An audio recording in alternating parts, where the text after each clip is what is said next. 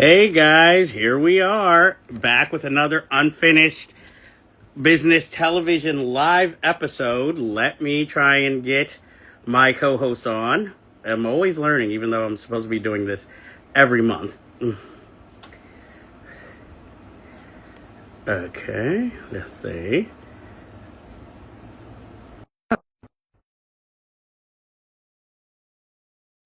Hopefully it worked. Let's see.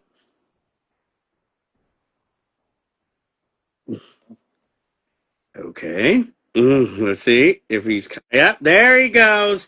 Now we got a party. And hey, up! If you don't know, I am your host, Chef Galashaw, unfinished B1, and you're at Projector J1, so you should know all this. And here we are with Unfinished Business Television Live, and with me, as always, is my co-host, Andre Joseph of AJ Epics Productions. Guess who's coming to dinner? I don't know who. Naughty Dreadlocks? I don't even get where that's. Is it Predator? Is that a Predator reference? You never seen Heidi Quinn? Not in full. I know of the movie. Is it worth watching from beginning to end? I think it's worth a future deep dive. Well, I know like Robert Townsend and young Denzel Washington and Cheryl Lee Ralph are in it. Hmm. And my determination of how long I will keep this hat on will be how hot it gets. Because I figured I wore it once. I gotta, for the fans and to get my money's worth, I have to wear it again. So let's get into stories or news. Thank you. Hello to Mr. Reyes. At least we have one follower or viewer that is watching. Our first story is the next James Bond movie hasn't found its star yet, but it has actually found its director, and Denis Villeneuve. For those of you who don't know, he's been directing your favorites, the Dune movies, and he directed Arrival, and now this movie won't come out till 2028 because he's not even going to be working on the script till after he finishes Dune Messiah. And it was between him, Edgar Wright, Edgar Berger, Paul King, and Jonathan Nolan for the job. So, Andre, you're more the 007 James Bond head. What do you think of this news? It's an unbelievable choice. I'm not going to lie. I thought it was going to be a lesser director like a Paul King. Now, figured, just get with the usual British director who knows that culture, as traditionally Bond films have done. But it's a great choice. It's showing Amazon is swinging for the fences for some major A-listers. He's a fantastic director, as we've seen with Blade and Dune, and even movies like Prisoners. So I think he's going to definitely bring the gravitas needed. Now, what I wonder is not so much who he's going to cast as 007. I'm curious about the overall direction. That's what I've been thinking about since No Time to Die. Are we doing a straight, clean reboot? Are we continuing where we left off? Or, I'm hoping they don't do the code name thing, which I think would be complete bullshit. But, Eric Cohen will probably weigh in on that if he ever comes on one of these. Um, oh, and I want to welcome our two guests so far, Mr. Reyes and Vashon Quiones. Thank you for watching. Anybody who has any questions, of course, or comments, we're here for them. With the James Bond, I can't say I'm like a huge fan. I occasionally watch the films, and I haven't seen them all. But I liked Denis Villeneuve as a choice. Hopefully, I can stay awake from beginning to end because with his movies, I tend to get very sleepy watching. But he is a good director and very visual, and we know he can handle the action sequences just from Dune too. Um, I would have thought probably somebody like maybe Jonathan Nolan would have gotten the job, since he brother of Christopher Nolan and he did Westworld. So, he can do action and he can do drama as far as story goes. So, I always thought Edgar Wright was an odd choice for the list. He seems a little more too freewheeling. Yeah. The only thing is that Denis Villeneuve will not have final cut. That's the big thing here. And he agreed to it, so it's not like, oh, there's a big controversy. I honestly thought it would maybe be Edward Berger because he's kind of coming up slowly, with all these acclaimed movies, and maybe he wanted to dip his toe into something that's not Netflix related. But we'll have to see. So, I mean, either way, the broccolis are not in control of it. So it's more Amazon. So it's going to be more business oriented anyway. And my only fear is that, I mean, I'm glad it's not necessarily going to be the legacy. This is a new thing for Bond, but I'm also worried, is this just going to be just another action movie with just the 007 character? You Well, know? that's worry with somebody like Amy Pascal as a producer because she just seems so uh, head in the clouds type of a producer, given what she's done with Spider-Man, among other things. That's, the Broccoli's have been very protective with the franchise since Dr. No, and even Barbara Broccoli said in the Everything or Nothing documentary, anytime they felt stuck creatively, they just went back to the Ian Fleming novels. But there's no more novels to adapt. You did the origin story as a full reboot, and now that's pretty much done. So I think their struggle was always where would you go after that? And that's one of the reasons they ended up selling to Amazon. Not to mention just the money was just too much to ignore by a certain point. Well, if they wanted to cross movie franchises, there's a man named Emilio Estevez who was blinded in the first Mission Impossible. If you're looking for a villain for the movie, I'm just saying, could create one world altogether. Mission Impossible, 007. I'm just saying. And don't shoot it down because the next story kind of involves crossing worlds and franchises. The F1 director Joseph Kaczynski wants to make a sequel already to F1 that would have Brad Pitt obviously return, but bring in Tom Cruise so that it could be a Days of Thunder 2 and an F1 sequel, which is an interesting concept, but I feel like they'd both be opposed as to who's the real star of this movie. Yeah, I read that comment. First, I did see F1, but we'll review it in a future episode.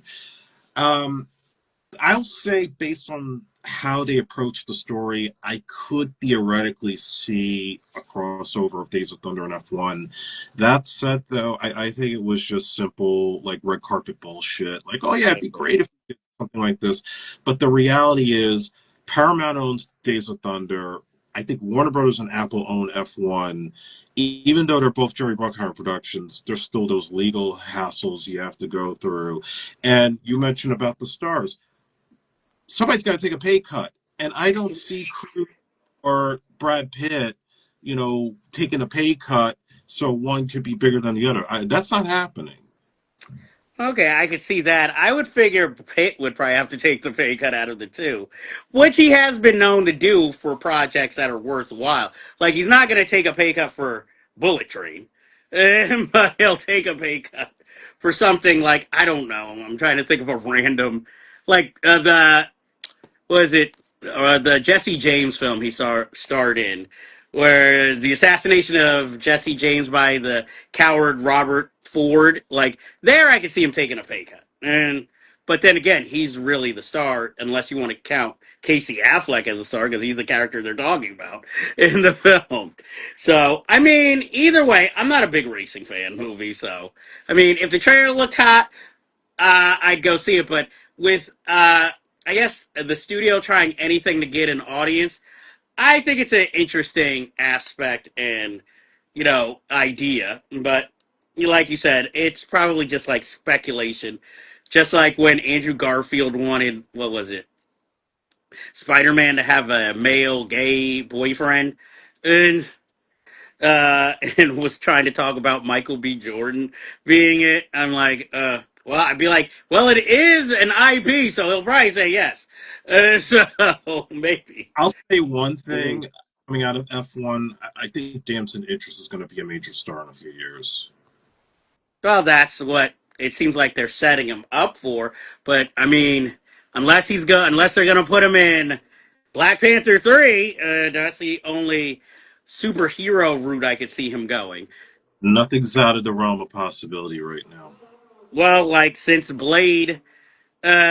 Marvel Studios, when David Goyer recently, I guess, inquired about trying to help them bring it to the big screen, and they said, "Well, we finally cracked the code," unless they were going to go to him, because I imagine by now Mahershala Ali is getting older and has passed on the role, and like, you know what, I'm out, because it doesn't help that like Marvel seems more receptive to bring Wesley Snipes back as Blade, maybe as a cameo or supporting character in other movies, than the guy they said, oh, he's gonna star as Blade. So it's coming up with like James Gunn with DC saying, oh, well, guess what? There's gonna be two Batmen in the DC universe. You know, where basically they're both sounding like Vince McMahon trying to egg on an audience, and so I don't know. I mean, I don't think it's ever happening. I just think they just didn't want him involved. In like, yeah, we cracked the code, sure. you know. That's what it is. I think you hit it. So everybody's already jumping on that comment and saying, "Oh yeah, he made a phone call to Marvel. Are you guys okay? Do you need any help?" Like, "Oh no, we got it. We're all good. No problem. We're gonna get this movie made." But then you look at Marshall Ali doing the press junket for the new Jurassic World, and anytime he gets asked, he's like, "Oh, I'm ready. Just waiting for the phone call." That doesn't sound like somebody that's very confident this is happening anytime soon. This sounds to me like he's subtly out of the picture and yet still trying to use the media to say, hey, I'm still down. Did you see my guns in the Jurassic World trailer? Do you see the fact that I look for 55 or whatever age he is right now? I can still go. I can still do it. But again, you're going to have this guy for the long term.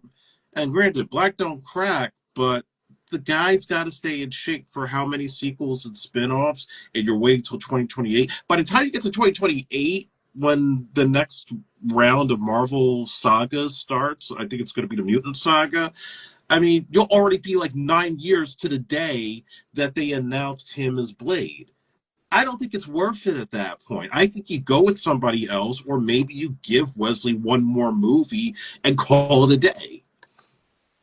I agree because I'm just like at this point, it's like we have to beg for you guys to make a move on this. So, but now it might not cross over into their other plans with Secret Wars now. And after Sinners came out, I mean, I even almost wonder if Ryan Coogler may have just started getting ideas like, okay, I'm not going to do Blade, but I'm going to take the vampire thing and the 1920s setting that they were originally talking about doing. I'm going to kind of do the period thing here, and then he ends up with this huge hit.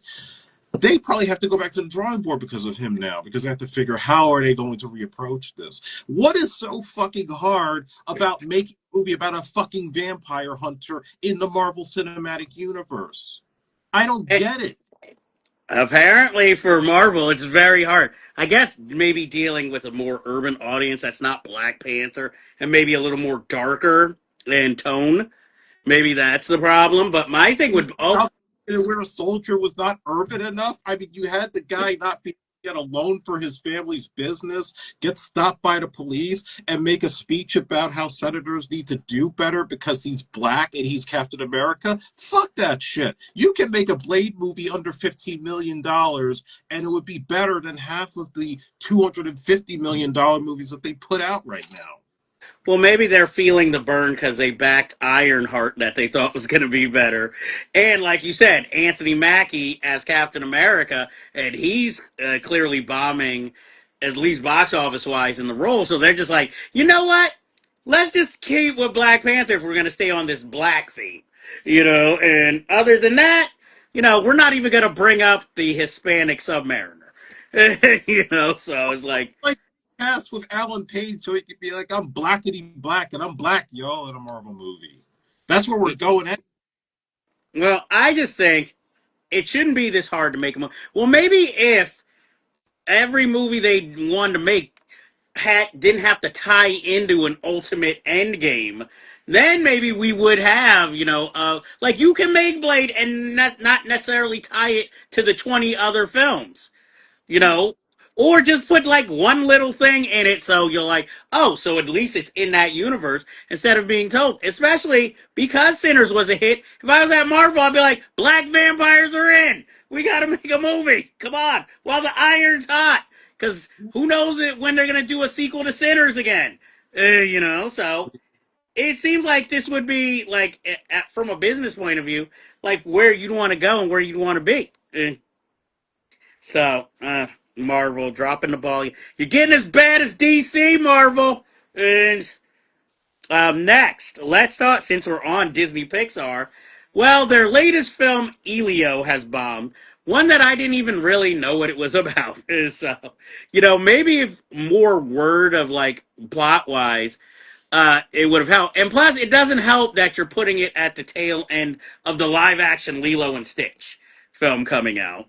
But because of this, now Pixar is focusing more on sequels to their already animated hits, or probably live action soon, like Lilo and Stitch, because Lilo and Stitch 2 just got greenlit of their movies, because they're going to make or release Ratatouille 2 as a movie. And I'm like, look, I'll admit, I'm not the biggest Pixar fan. I mean, I like some of the movies, all right, but if you don't know, I've never seen a Toy Story movie. So I'm just going to put that out there. But I mean, like the latest Pixar movies haven't been great. But I'm somebody who, like, I liked Turning Red. I liked Luca. I'm not going to say they were like monumental. I'm never going to forget these films, but they were nice attempts. And I like Soul, which seems to be a dividing film for some people. Most of us urban people like it.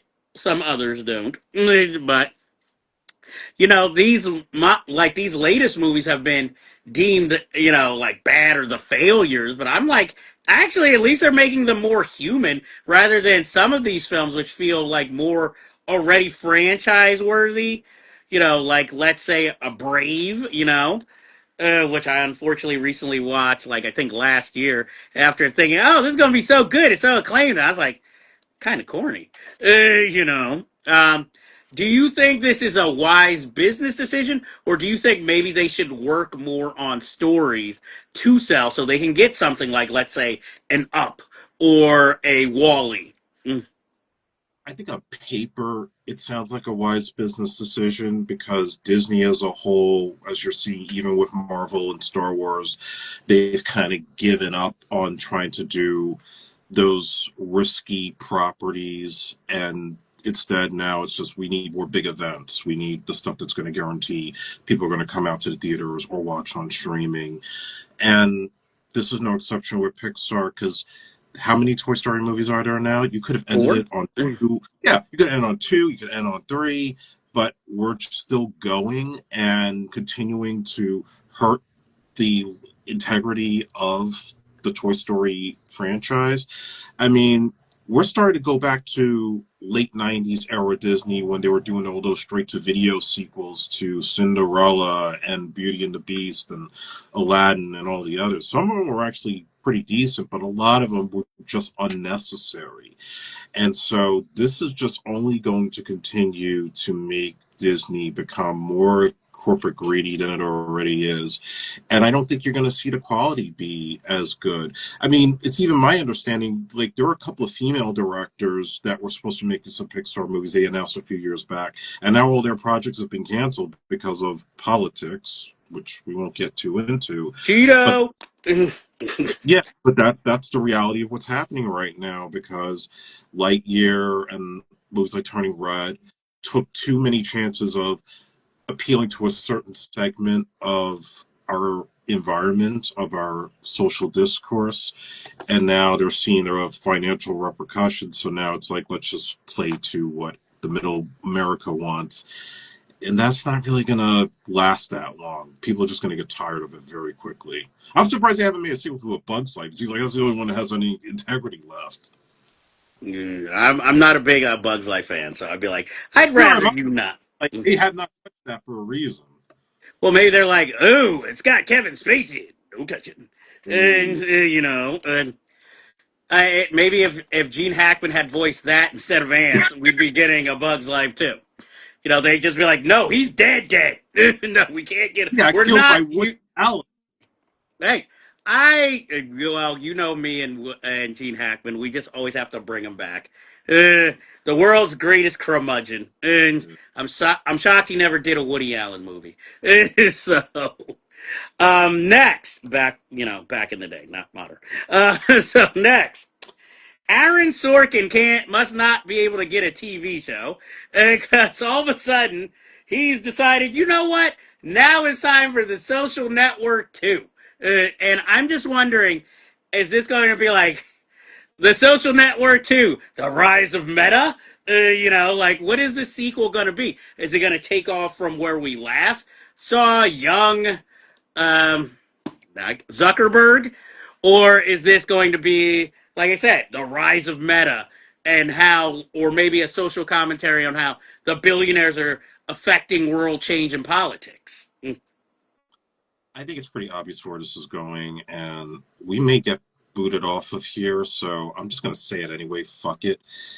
It's going to be about how Facebook went from finding your friends, finding your girlfriend, and the inner workings that caused Zuckerberg to lose a lot of his close friends that helped him to build that company. And it's going to be about how Facebook has led to the cultural division that we're in right now.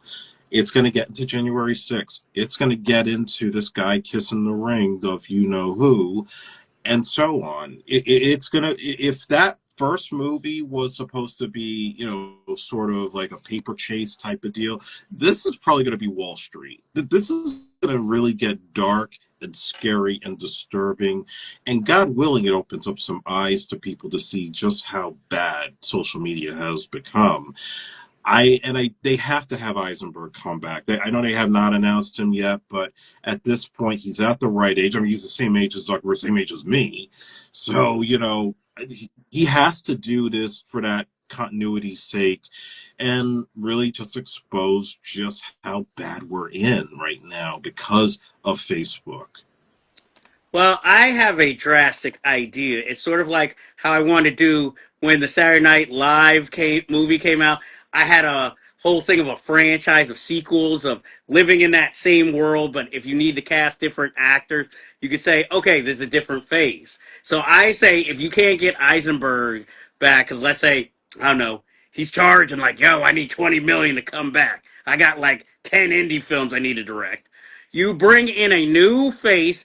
You bring in Michael Cera, jacked with the gold chain and the perm, to represent modern Zuckerberg, or you bring in an actor who Eisenberg gets compared to. Usually, I can't say who other than Michael Cera, but because you're not going to get David Fincher back. He's too busy making 20 other films.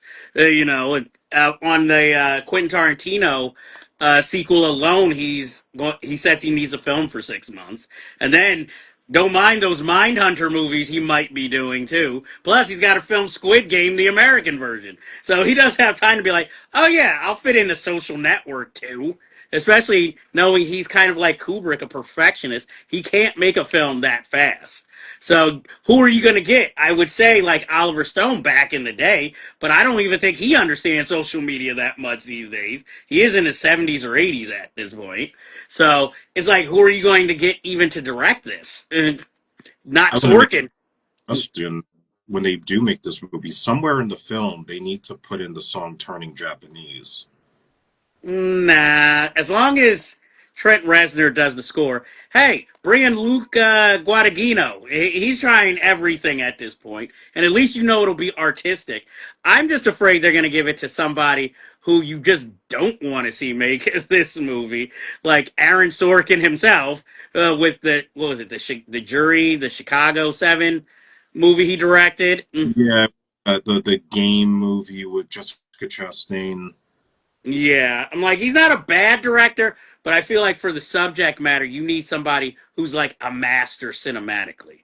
I'm like, find somebody who hasn't made a film in a while because they didn't see the material. Mark Romanek, bring him in. That would be a good choice. Like, this is how I'm making my comeback, talking against the evils of social media. You know, just don't give it to Rob Reiner. You know, that's Oh all hell, I'm saying. Huh? hell no, no Rob Reiner, please. Rob Reiner somewhere, if he's watching this, probably on the replay, cursing us out. He's like, "I'll show you guys. Give me my donuts." But anyway, next story. After long last, and at 90 something years old, Mel Brooks finally gets to make his dream project, which is Spaceballs 2. So I'm not going to lie. I'm interested to see how this turns out, but I'm also afraid considering he hasn't really made a movie in so long. I mean, I, I know the last originally made was Life Stinks, but was Dracula Dead and Loving It like the last film he made? Yeah, as far as I know, and I didn't even see it. It didn't even look good. Yeah, neither have I. I unfortunately did see Robin Hood, Men in Tights. I'm not really a fan of that movie. And my thing is, I'm liking to see the return of Rick Moranis. I'm liking to Yeah, see, hey, Bill Pullman. Um, we're gonna have to explain John Candy's absence and Joan Rivers' absence if they figure into this script. But I figure after all these years, he's revised and all that. But I'm wondering, is this Mel Brooks who's going to write and direct, or is this like what's his name, Josh Gad, who said he had a Spaceballs 2 script, but Mel Brooks will just direct it? And I feel like, I mean, I could be wrong. It's looking like Gad's probably going to direct it and only working on the script with Mel Brooks. Either way, I mean, I look forward to it just for the simple reason that I think it's going to rip shit out of this whole legacy sequel craze, not just with Star Wars, but with every other franchise we've gotten in the last decade that needs a ripping. And yeah, all the old favorites come back. We'll see how they handle Joan Rivers, John Candy, and company.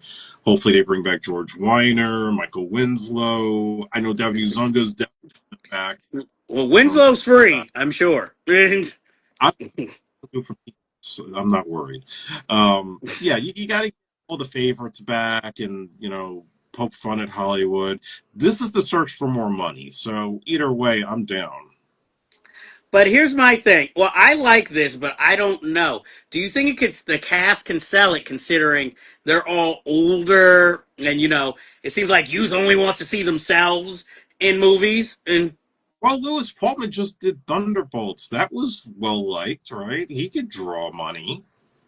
but I don't know because I don't think people are like, "Hey, Lewis Pullman movie," or were they like Thunderbolts movie, The Marvel, guy you made a know? career playing characters named Bob, so he's a draw. Yeah, but who's he gonna play? And He'll be the son of a Lone Star. so is Bill gonna get the Han Solo treatment in this movie? I And wouldn't be surprised. I would not be surprised. I'm like, well, we'll see. Because other than the promise of maybe a release year, we don't know anything really about the project except supposedly everybody's coming back. Yeah. So next, Robert Eggers is I guess he's putting a pause to his next movie. If you don't know who he is, he's the one who directed Nosferatu. And he's going to direct his own version of A Christmas Carol with Willem Dafoe as Scrooge.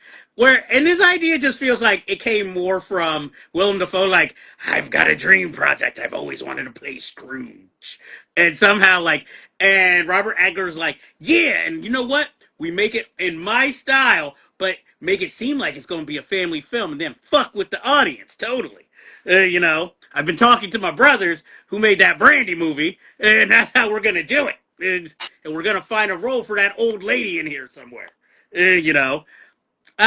I'm like, okay, I mean, hey, do what you got to do, Robert Edgars, but this isn't one I'm like, ooh, I can't wait to see what he does with this. Because it just feels like at this point, are you just remaking IPs in your version of them at this point? Or is there a real reason for this film? I got a wild idea of where I think they're going to go. We are now in an era where we have those evil Steamboat Mickey movies or the evil Popeye movies that they make, and they're all cheap because, they're all in public domain. When's the last time we've ever seen a horror version of A Christmas Carol? I don't think we've really done that. So this could be the opportunity to do so. You got the right actor. You could give it that Lars von Trier treatment of excessive violence, especially when he meets the ghost of Christmas Future. You see some violent shit happen there. Maybe there's some sex. You'd have to show his pee-pee again, but hey, very explicit. Maybe, Bob, a Bob Cratchit love scene with his wife or something. And It's like, Scrooge is just looking at the window like, oh, oh, she doesn't yeah, do that with me. It's, you know. it's gonna be fucking twisted, especially with Robert Egg. Well, I feel like that would be the Brian De Palma version. He's in the closet watching like, oh, I need me one of those. Or No, he makes, it's Bob Cratchit. or we find out Tiny Tim is really his son because of the Christmas holiday party. He got busy with Mrs. Cratchit, and and he's like, "Don't you tell your husband." And he's like having a pissing contest every time in front of Bob Cratchit, like, "Oh, how's Tiny Tim? Has he gotten his hairs yet?" And I was like that at my age. Wink, wink. And yeah. So who knows where that's gonna go? I feel like also Robert Eggers like, I need a bona fide hit, and who doesn't go to see A Christmas Carol? And, Kids who like movies. Nah, it's true. But I say bring Macaulay Culkin in as Bob Cratchit, so we can bring old school and new school. So okay, there's that.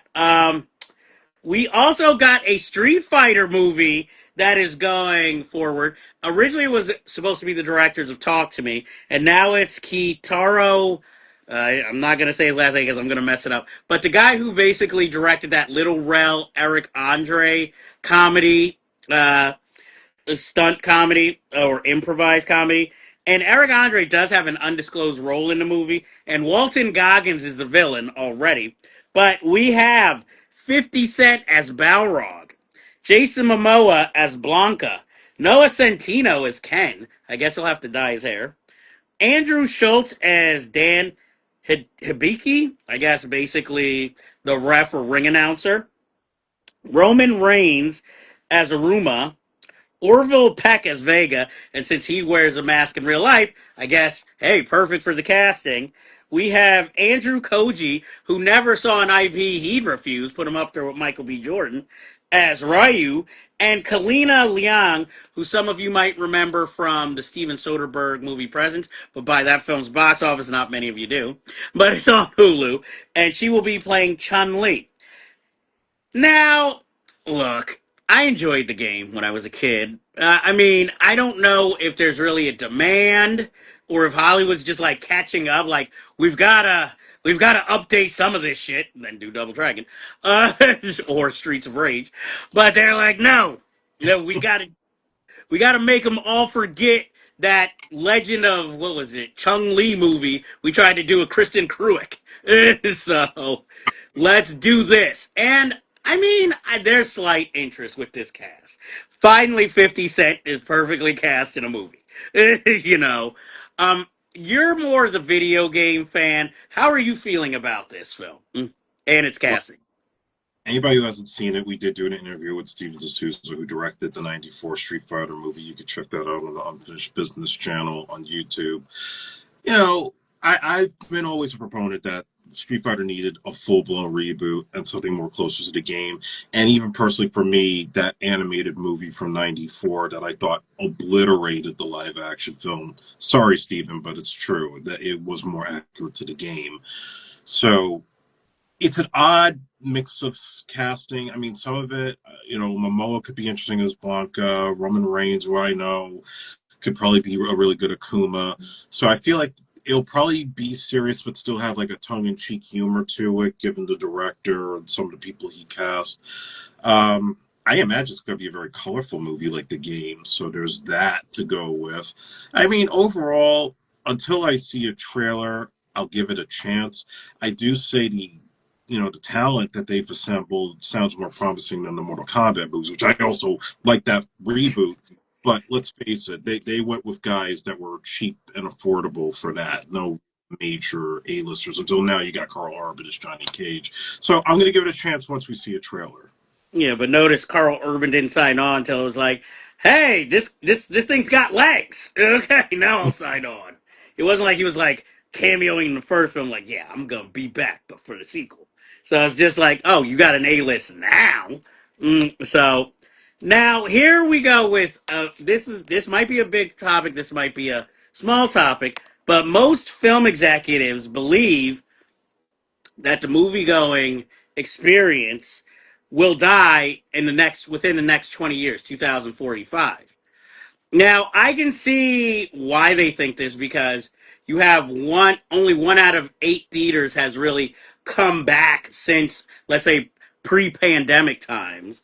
And you've noticed, I'm sure anybody who's gone to movies has noticed that now theaters, not only do they have the popcorn buckets that are like $50 to help, with their expenses, but now all of a sudden you have bars, you have more food than before, so that you'll pay overpriced, and I can see why they feel this way. And I think the traditional way of going to the movies is going because this next generation is being raised and used to, like, okay, you have the day and date. So they can just watch it at home if they're willing to pay a little bit extra. You also have them watching it on their phones and computers more than going to the film experience, and asking them to turn off their phones for more than 2 hours seems like a chore to them rather than focus and pay attention. But I think it will always be there because, I mean, you can watch theater on PBS, but people still will pay $60, $80 to go see it live and in person. So I feel like there will always be that choice of going to see a movie, but I think it'll be more. I don't think there will be as many movie theaters. I think it'll be more antiquated, and I definitely don't think there will be any maybe one or two screen theaters. Everything will be a multiplex, because that's the only way they're going to be able to pay rent for this. How do you feel about this statement?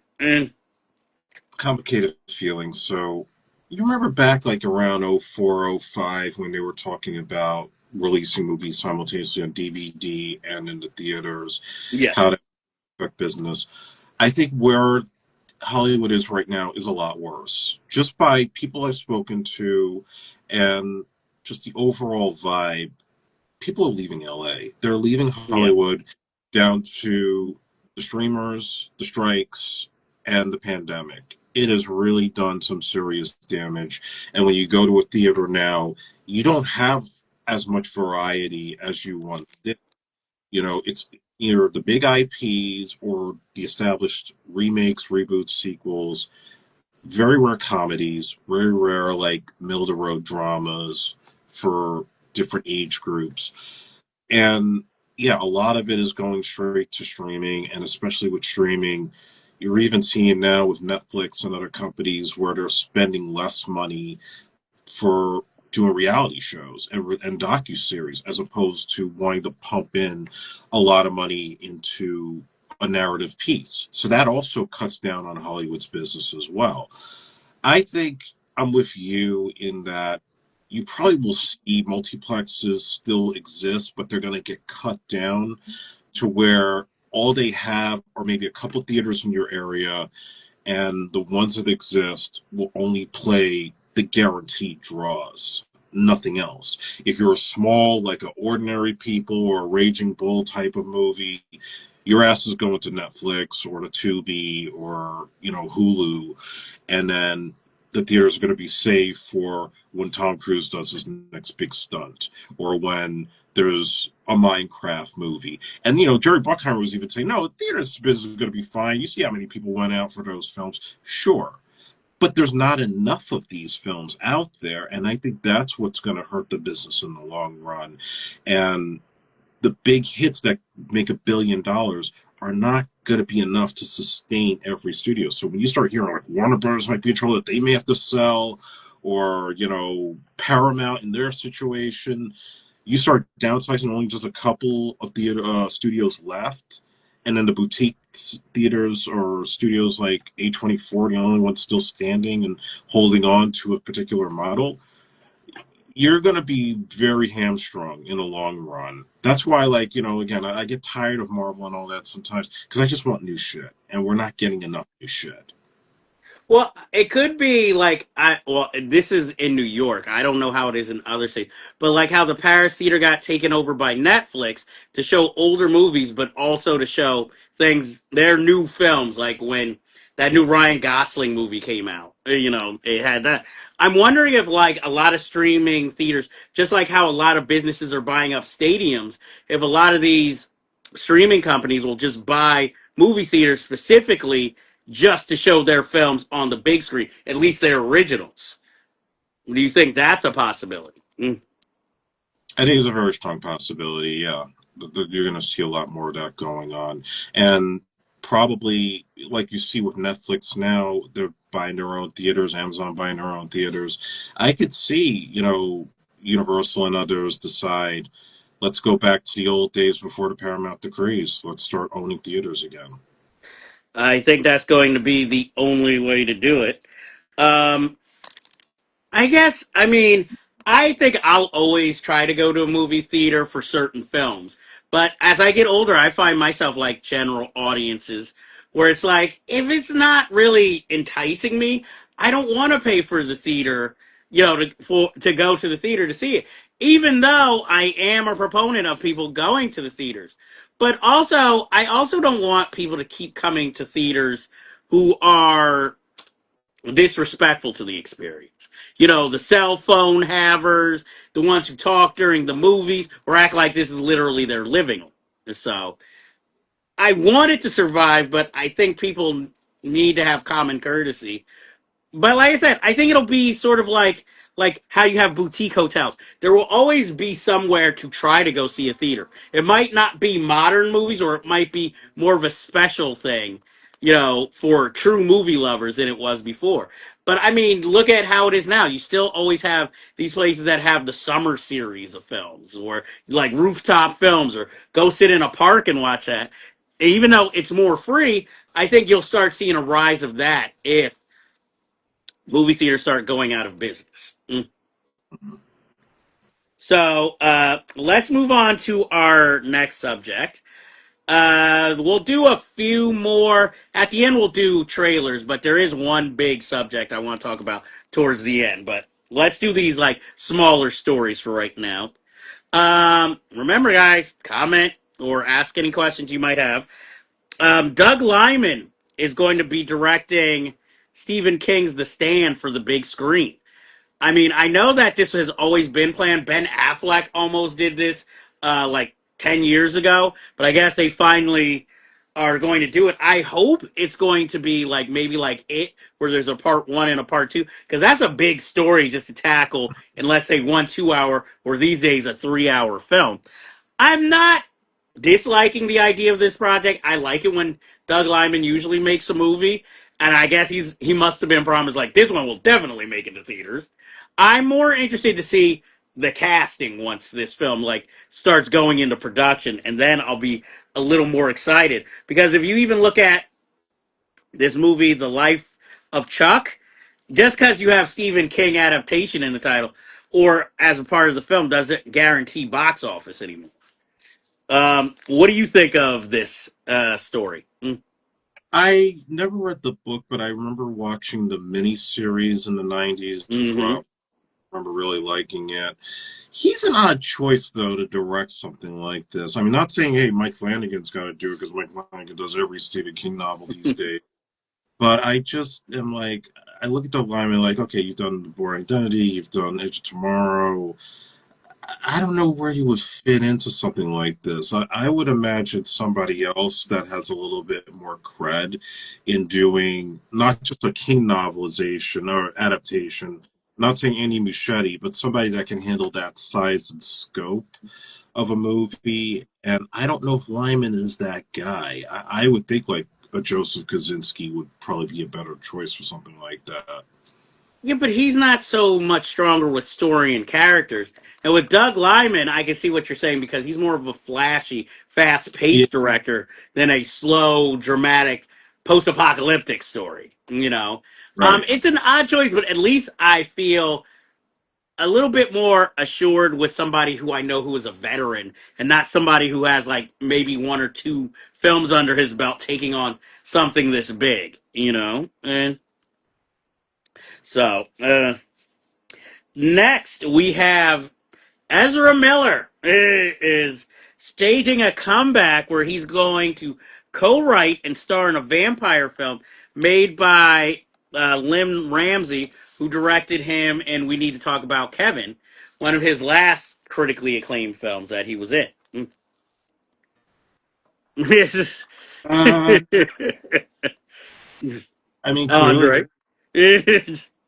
clearly, they, because use pronouns, uh, still Oh, I has forgot. support in the business, and that's just how it is sometimes. Just like with Jonathan Majors, he may have done some bad stuff, but there's still people that are willing to work with him. But as far as can he bounce back and have a hit movie, I don't know. I mean, he's granted you haven't heard any incidents since The Flash, but still, it would take a while, I think, for Miller to get back into good graces of the Hollywood industry. And I don't know if that's going to do it. I think it'll still, look, the movie will get made, it'll come out, but I doubt you'll ever see Ezra Miller headline a big major studio picture. Well, not like he was, where it was like the Harry Potter, the spinoff, and then the Flash. But I think this is a case of like, yeah, he was canceled, but I think the only people who really cared was Hollywood. I don't think general audiences really cared. Because first of all, they were like, "Who?" And then they're like, "Oh, the guy who played Flash. Well, that movie sucked." So they didn't really care. But I don't think anybody's gonna go to a movie theater and be like, "Ezra Miller's in this." Oh hell no! I must leave. So I think there's room. And again, I don't know. Maybe he went to therapy, psychotherapy. Again, we haven't heard anything even about his cases yet. We can still be told about Kevin Spacey's. So that's why I feel like we hear about Kevin Spacey because people actually know and care. Whereas with Ezra Miller, it's like, oh, the guy from The Flash? That's all they really know about him. And they're like, what? He had some controversy.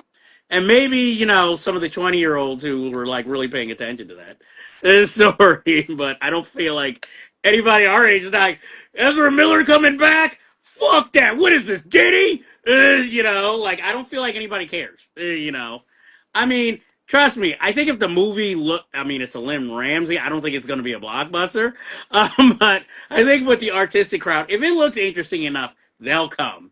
And then it'll be like a Woody Allen situation where do I judge the art by the artist or do I just go with the art? I think it'll be one of those situations. Um, and next, for those who aren't into indie films, Marvel. Clay. Oh, we already talked about that. Never mind. See, this is live. I can make mistakes too, y'all. John Barenthal will appear as the Punisher in Spider-Man: Brand New Day, which to me just means somebody gonna die in that movie. I'm just wondering, is this their way of saying, "Yo, get ready for a harder version of Spider-Man"?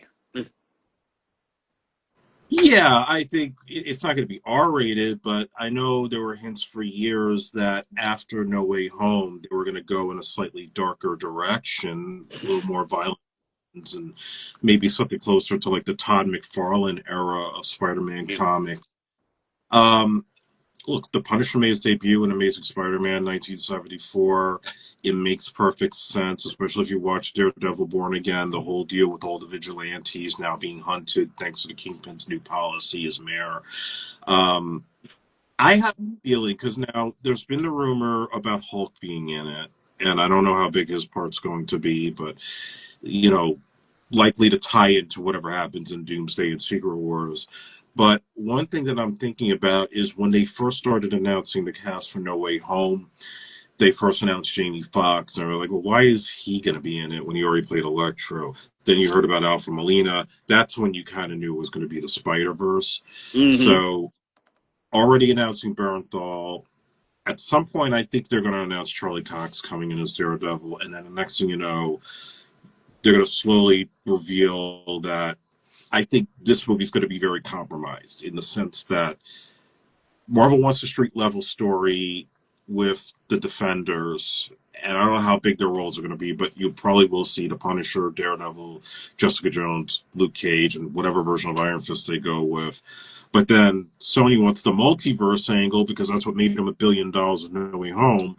So, do you bring back Andrew and Toby for like a coffee and change along with some other multiverse villains? I heard the rumor was Mr. Negative, who I've never heard about in the comics.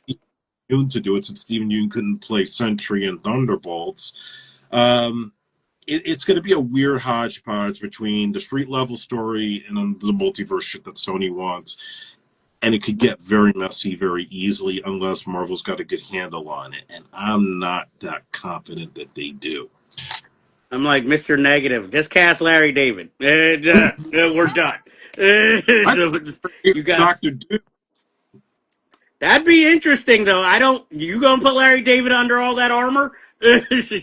Come on, you put Julie Dreyfus as Madam Hydra. Might as well get all the other Seinfeld actors in there. Make Michael Richards some racist supervillain. No, bring in Richard Dreyfuss as a super villain. Hey, if they ever need Mephistophelics Superman movie, there you go, Richard Dreyfuss, right there. And you just shrink him more. It's like, boom, done. But they'll probably be like, you know what? Let's put Peter Dinklage in it. Back in the day, it probably would have been great for the Vulture. He'd have to shave his head bald, but he'd be great. He'd be like the senile vulture. Well, that's what eventually happened to the vulture. So it'd be perfect casting. He'll be like, what? But those look like Democrats who tried to cancel me. And, No and wonder they had him running around promoting the 50th anniversary of Jaws. of course, because he's the only one. Steven Spielberg's like, yeah, that's nice. I got movies to make. Richard Dreyfuss like, I'm free. So, next. Don't Well, these are going. movie straight to video. There's so many with him in them. Well, he can't make what was that movie with him and Burt Reynolds, The Crew sequel, because Burt Reynolds is dead. So, And Disney ain't calling him Emilio for Stakeout 3. That ain't happening. but what if Emilio had an eye patch from a former accident and a mustache now, and then we Oh, bring back and Rosie O'Donnell could be a corrupt cop who now they got to take down with her boy's haircut. Be like, I should have known you was dirty as soon as you got that expensive haircut. That's like my wild high school idea for Rambo 4. He goes back to Afghanistan to kill the boy he befriended in 3 because he joined the Taliban. Well, obviously that dude has insider knowledge from Rambo and took over. So of course Rambo has to take over. We won't even discuss my idea for Action Jackson 2 yet.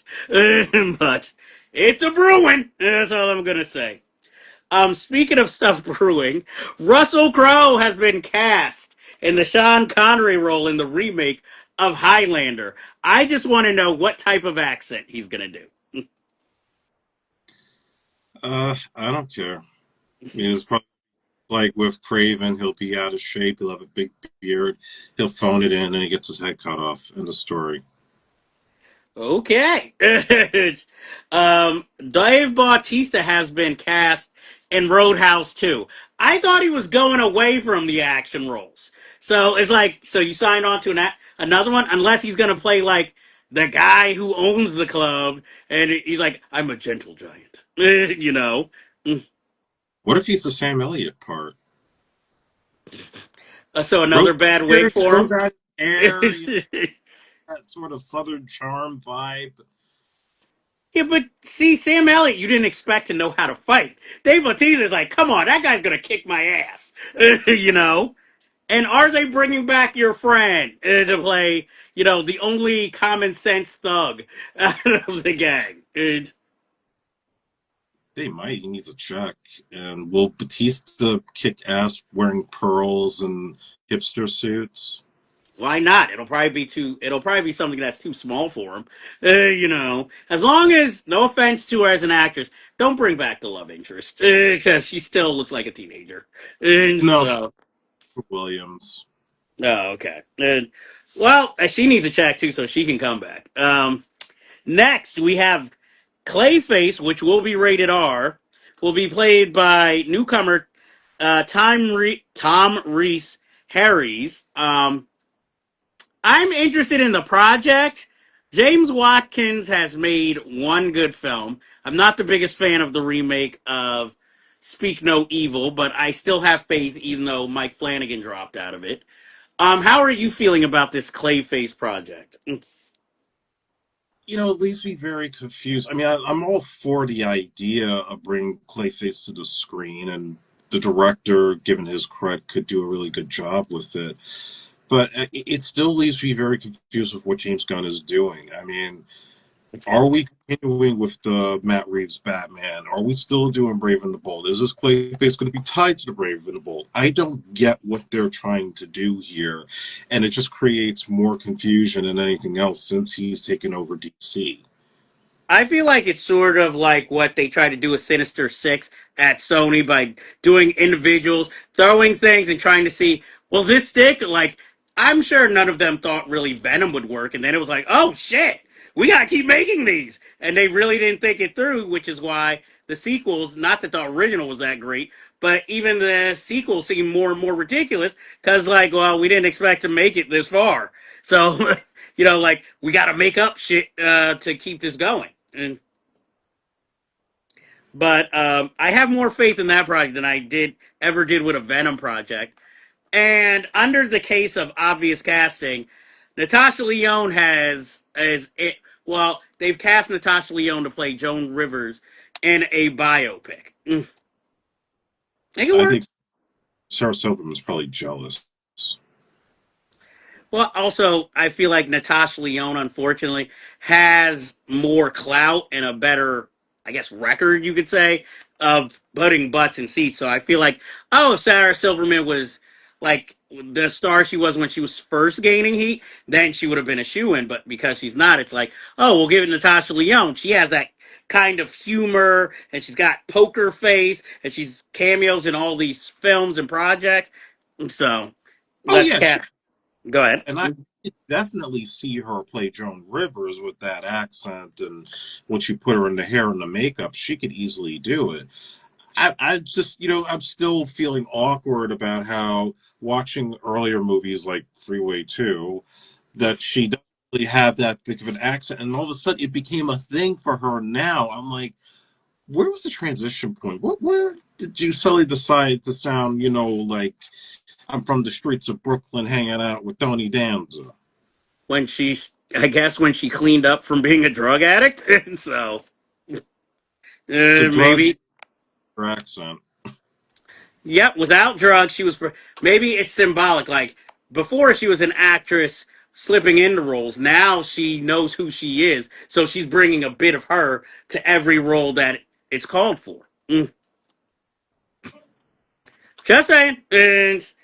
And right before we go to trailers, the last subject I'm going to bring up is kind of a little broad one.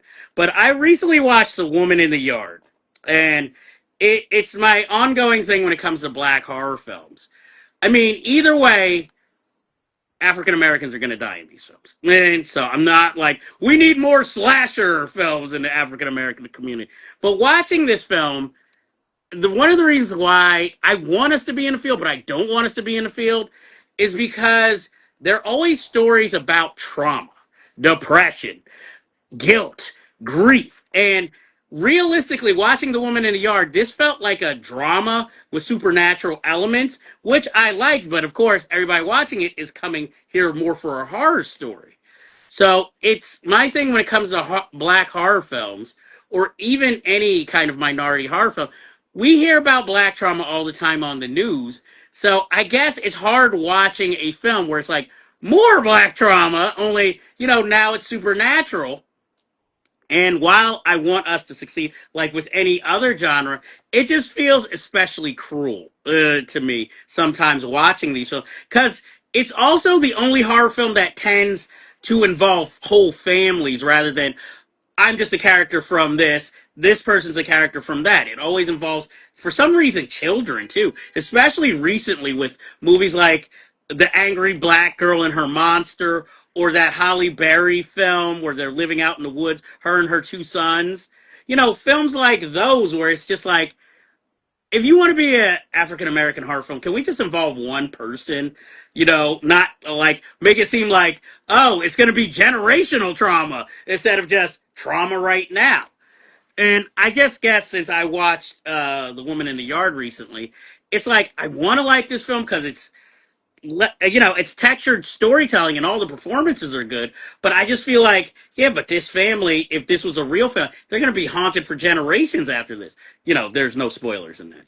And I don't know how you feel about that. And I don't really have too much of a say. I mean, I just think that a lot of black horror, probably the point that you made, that it's a little bit overly political at times, especially what was that one with Regina Taylor where she's in the Regina Hall, I'm sorry, hey, I was where going to say she Regina Taylor.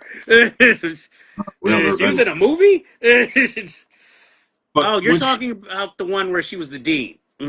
yeah, where she was the dean and there was like all this creepy stuff going on, but it was like very much like the racial undertone to it.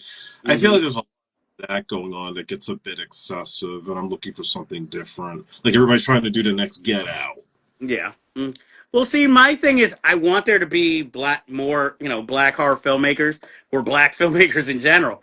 And I think maybe it might be me. Maybe I'm looking too much into it, and I should just look at it as a horror film. But I guess when, again, you rarely see African American horror film, I guess I look into it a little more to see how it's being presented, especially if I know it's not an African American filmmaker making the film, or writing the film. So that might be another way because I'm wondering, is this how the filmmaker sees it? Or are they just trying to be open and like offer an original from an African American point of view? Well, the characters, not them themselves. Or maybe they look at it, hey, I come from, another minority that's not African American. So it's kind of universal, they feel. That's basically all I'm saying. I could be wrong. Anybody who's watching this, even if it's a rewatch, feel free to comment and put in your 2 cents. So now that's the end of our news stories. So let's just take a look at some trailers. We're going to talk about them because we can't just play them for you. So, and see what you're thinking. Bruce Springsteen. uh, what is this? Hold on. I got to read the exact title. Bruce Springsteen, Deliver Me from Nowhere, starring the guy who's in The Bear, I Jeremy think. Yeah. And, oh, Jeremy Scott is also in this, playing like his producer. And, okay, first of all, you could drop the Bruce Springsteen from the title. It could just be, Deliver Me from the, it's like they're putting a punctuation. Hey, y'all, don't forget, this is a Bruce Springsteen story. So if you're a fan, please come out and see this film. I think it's noticeable, kind of the look they tried to make Jeremy Allen White look like him, and that's where you really start noticing how short Jeremy Allen White is. So that doesn't help. I mean, it looks good from a narrative point of view because again, this is about. It's not going to take his whole life, but it's going to more a portrait of him making his groundbreaking album Nebraska. So I'm kind of interested in it, but again, it just feels like it's following that trend of biopics of everybody that comes around the holiday season, and that's a shortcut to the Oscar. But being that it's the who's directing it, the guy who made Crazy Art, makes me feel a little more confident in the film. You've seen the trailer. How did you feel watching that film? I mean, I'm not the biggest Springsteen fan. Neither am I. There's some songs I like of his, Hungry Heart, Dancer in the Dark. the Philadelphia theme song. So I mean, things like that, like even a song from The Wrestler. But yeah, I just feel like it's another a complete unknown. It feels like it's almost following those similar beats, except here, again, like Bob Dylan, there's no big drug use or anything very provocative. It seems like here it's just he had daddy issues, and I guess tying his blue collar roots to the success he would end up having, becoming an iconic performer. um, I'm sure it'll be fine. I will definitely see it at some point, but nothing really strikes me as like this is must see. This is going to be like, an event unlike any other. It just seems like, yeah, just another biopic of another legend. Soon we got to get together, like We Are the World artists, to get biopics. So we got the Michael one that's already being filmed. Maybe at some point, you mentioned, I think there's a Lionel Richie movie in the works, or at least I would want to see that one. do we get an Al Jarreau movie? Do we get a Waylon Jennings movie? A Latoya Jackson movie? I mean, got to do everybody from that day. Cyndi Lauper, I think, has a movie in development too. I'm waiting for the LL Cool J story. Oh, that's coming. Yeah, well, we already got the Run DMC story told by them. When they were all What? alive. That Yeah. was a real story. No, I was gonna go with Crush Groove, just showing the beginnings of them. But if you want to include The tough, Spanish version of Russell Simmons, not the one that we know today. yeah, because Russell Simmons, Blair Underwood, I always get them confused in the looks department, and I'm sure Sheila E. was throwing herself at Russell Simmons in life. You know, So, but yeah, I'll give it a chance. I'm just like, it's not the worst thing I've seen. We also have the full Naked Gun trailer finally came out, and I'm still on the fence. The only thing that I thought was truly funny in the whole trailer was him weirdly eating hot dogs. I don't know if that was how he was directed or if that's how Liam Neeson eats hot dogs. And then running for the bathroom with his camera on, and I guess forgetting he had that, and then continuously doing that. That was the only gag in the whole trailer that I actually thought was funny. So it's still anybody's guess the type of humor it's going to have. I think you are a little more excited than me for this film. So, what did you think now that you've seen the full trailer? I weirdly root for it because I want a good comedy in the theaters. We're getting so much crap now, and comedy movies we've been getting that go straight to Netflix have not been particularly all that great. I think it's got potential given what I think it's going to do, which is again rip the shit out of legacy sequels, poke fun at cop movies. But I'm even thinking about two things that could be concerning and might even get to your point of why it might not be good. For one, you had Jerry Zucker make his comments about, recently, obviously not having any involvement in the movie, and thinking about the fact that when the original Naked Gun came out, it was a whole explosion of cop movies at that time, right? You had Beverly Hills Cop, Untouchables, Lethal Weapon, all the Dirty Harrys. So it was making fun of all that stuff. And he wanted to do a fourth one that was making fun of all the spy movies like Mission Impossible, and Paramount didn't want it at the time. We're not really getting cop movies like that these days, No. especially COVID and Black Lives Matter. It's a lot harder to do a cop movie in a good way. And so that makes it tougher to spoof because now you have to spoof stuff that came out in the last decade, like the whole thing with him in the car eating hot dogs that's on that end of Watch, which was what 2014, 2015.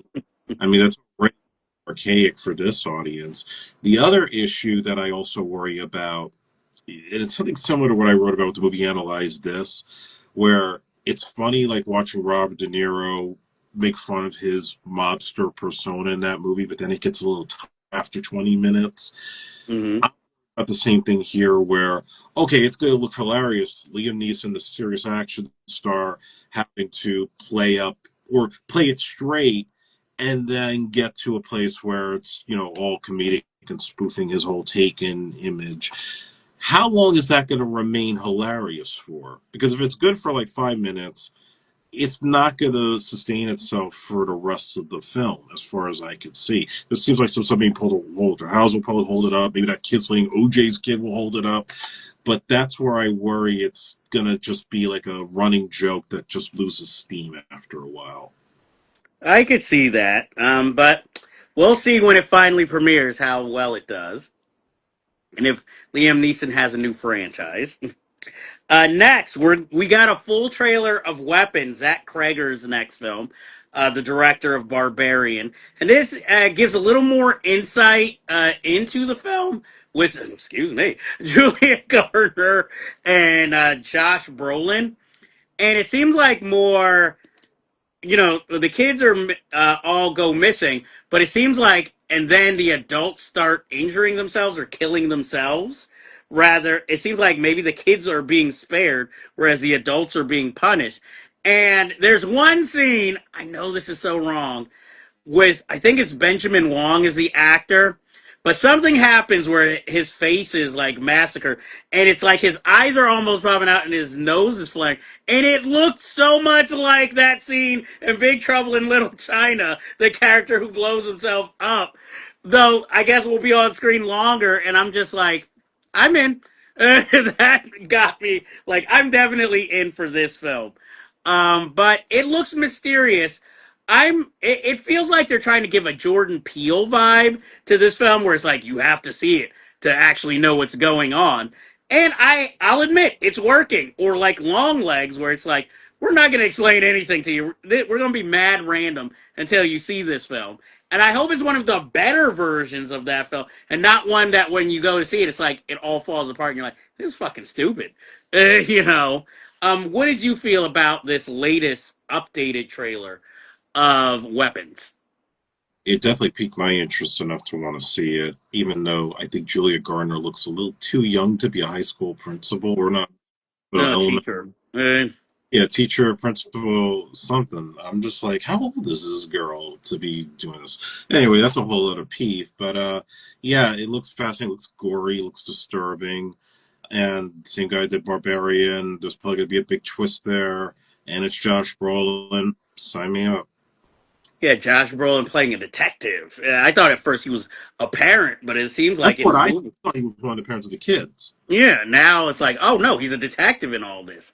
And I'm wondering if that was the role Pedro Pascal was originally supposed to have before he dropped out to go do Fantastic Four. And Because doing so much work to begin with. well, I mean, come on. He's the new in demand guy, and I don't blame him after struggling for like 20 years. If you start coming at me with jobs, I'm probably gonna say yes to most of them too, even if they're not the best. You know. And I'm sorry, but what does everybody see in Dakota Johnson that's like must have in a movie? I don't see the appeal. I You got me. I mean, I don't think she's a horrible actress, but she can be a horrible actress if that makes any sense. It's because she doesn't put any effort into like whatever she's doing in the acting field, and she always sounds like she'd rather be somewhere else, no matter what role. Yeah, hey guys, it's like she has one of those types of voices, like unenthusiastic for anything. And maybe it's also like all these studio executives, either she reminds them of their wives or their daughters.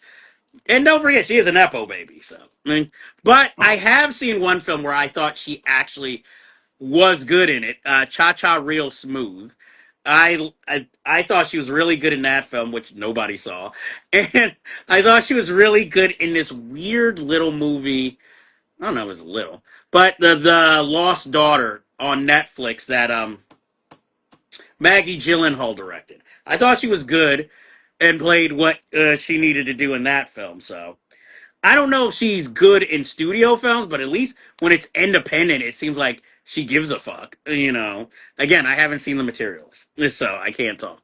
And I don't know what the twist is, and I don't want to until I actually watch that film. So, by any chance, did you see the Toxic Avenger trailer? I've seen the pictures. I actually have not. Okay.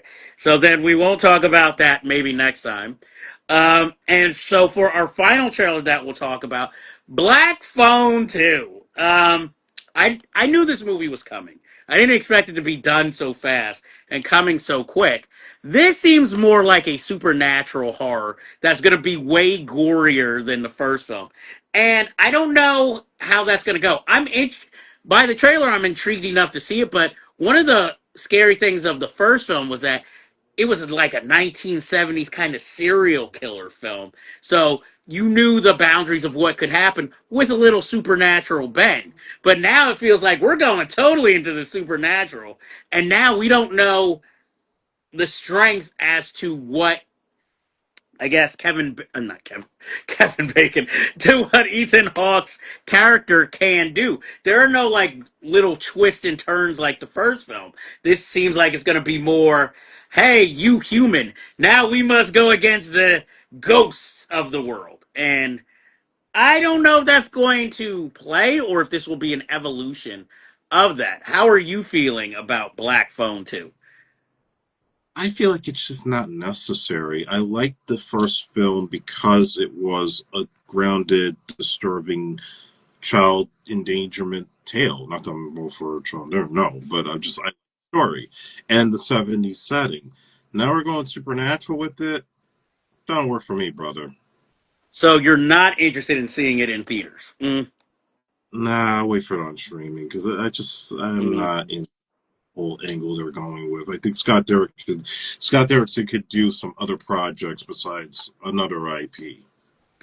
Not true. I am interested, but I will admit the Black Phone was a nice little surprise, and the Black Phone is like kind of like you were saying, like it should be only one film because it's like that little film you took a chance on, and it ended up being like so good, and like you kind of want that experience, but you don't necessarily need a sequel where it's going to be like now you're just exploiting it and the idea a little bit too much. I think there could have been a sequel, but maybe kept it grounded more instead of like we're going full fantasy now. So, and that is all of our news stories for this live edition of Unfinished Business Television. But I do have to ask you guys: have you seen the Black Phone? If not, why not? Because it's fucking awesome. And Andre, what film would you recommend for the people? Have you seen Tales from the Hood? If not, why not? Because it's fucking awesome. With a very serious Clarence Williams III. And before we go, I want to thank everyone who actually tuned in, commented, even if you just watch from the sidelines, watch this live. And hopefully, I'm hoping the people who watch this on a rewatch, as I'm going to post it to my account, I'm really hoping you guys enjoyed this. And you know what? We have fun doing this and bringing this to you. So even if you don't watch the live, which would be preferred, we're going to keep doing this and, hopefully filling you guys with news, joy, or interesting theories and conspiracies from our own heads film wise. So we will see you next time. Thank you to everyone who keeps watching. We truly do appreciate it. So, bye.